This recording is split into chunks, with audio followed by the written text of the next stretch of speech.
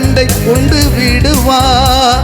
பசும் புல் மேய்ச்சலில் என்னை மேய்த்திடுவார். அமர்ந்த தண்ணீரண்டை கொண்டு விடுவார். இந்த ஆத்துமாவை தினம் தேற்றிடுவார். என்னை நீதியின் பாதையில் நடத்திடுவார். எந்த ஆத்துமாவை தினம் தேற்றிடுவார். என்னை நீதியின் பாதையில் நடத்திடுவார்.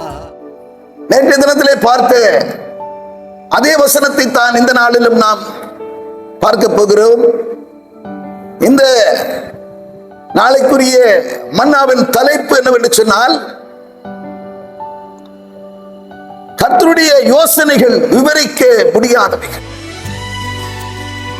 விவரிக்க முடியாத ஆலோசனைகள் அவரிடத்திலே இருக்கிறது. 33ஆம் சங்கீதத்திலே 11ஆம் வசனம் சொல்லுகிறது, மனிதனுடைய ஆலோசனைகள் அநித்தியமானவைகளாய் இருக்கிறது, அவைகள் எல்லாம் அழிந்து போகும். ஆனால் நம் தேவாதி தேவனுடைய ஆலோசனைகள் அது அழியாததாக இருக்கிறது, என்னென்னைக்கும் நிலைநிற்கிறதாக இருக்கிறது. இம்மைக்கும் மறுமைக்கும் நமக்கு வேண்டியவளாய் இருக்கிறபடினாலே அந்த ஆலோசனையை கேட்டு நடக்கிறவர்கள் இடரல் அடைய மாட்டார்கள். லூக்கா 7ஆம் அதிகாரத்திலே 29-30 வார்த்தைகளிலே நாம் வாசித்து பார்க்கும் போது அநேகர் அவருடைய வார்த்தைகளுக்கு செவி கொடுத்து, அவருடைய யோசனைக்கு செவி கொடுத்து ஞானஸ்தானம் எடுத்துக் கொண்டார்கள். பரிசேயரும் ஆயக்காரருமோ வென்றால், நியாயசாஸ்திரிகளுமோ வென்றால் அவருடைய ஆலோசனைகளை தள்ளிவிட்டார். தங்களுக்கு கேடுண்டாகும்படியாக ஆலோசனைகளை தள்ளிவிட்டார்கள் என்று வைத்து நாம் பார்க்கிறோம்.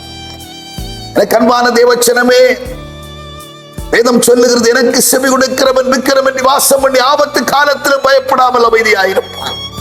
அவனுடைய வார்த்தையை நாம் கேட்டு நடப்போம் என்று சொன்னால் நிச்சயமாகவே அவருடைய ஆசீர்வாதங்களுக்கு உரியவர்களாய், உரிய பங்குள்ளவர்களாய் நாம் காணப்படுவோம். அவருடைய பிள்ளைகளாகவும் நாம் காணப்படுவோம். எரேமியா 11ஆம் அதிகாரத்திலே 3ஆம் வசனம் சொல்லுகிறது, என்னுடைய சத்தத்தை கேட்டு நான் உங்களுக்கு கற்பிக்கிற வார்த்தைகளை கைக்கொண்டு நடக்கிறவர்கள் எனக்கு பிள்ளைகளாய் இருப்பார்கள், நான் அவர்களுக்கு தேவனாயிருப்பேன் என்கிற வார்த்தையின்படியாக அவருடைய சத்தத்தை கேட்டு நடப்போம் என்று சொன்னால், அவருடைய ஆலோசனைப்படி நடக்கிறவர்கள் இடர்கள் அடைய மாட்டார்கள். அவருடைய ஆலோசனைப்படி நடக்கிறவர்கள் எல்லாவற்றிலும் எழுந்து நிமிர்ந்திருப்பார்கள் என்கிறதுலே சந்தேகம் இல்லை. நாம் ஜெபம் பண்ணுவோம். பரலோக பிதாவே, விண்ணுக்கும் மண்ணுக்கும் உரியவரே, உம்முடைய ஆலோசனைகளிலே பிரியமாய் இருப்போம் என்று சொன்னால், உம்முடைய ஆலோசனைகளை கேட்டு நடக்கிறவர்களுக்கு இடர்கள் இல்லை என்று சொல்லி ஆண்டவர் இந்த நாளிலே ஆண்டவருடைய வார்த்தையை கொண்டு நாங்கள் தியானித்தோம். அப்பா, என்னைக்கு எப்போதும் உடைய வார்த்தைகளின்படி நடக்கிறவர்களாக, உடைய வார்த்தையை கேட்டதன்படி செய்கிறவர்களாக யாவரும் காணப்பட வேண்டுமே. கர்த்தாவே, கிருபை செய்வீராக.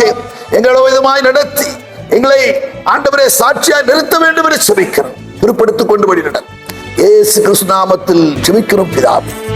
ஆமென்.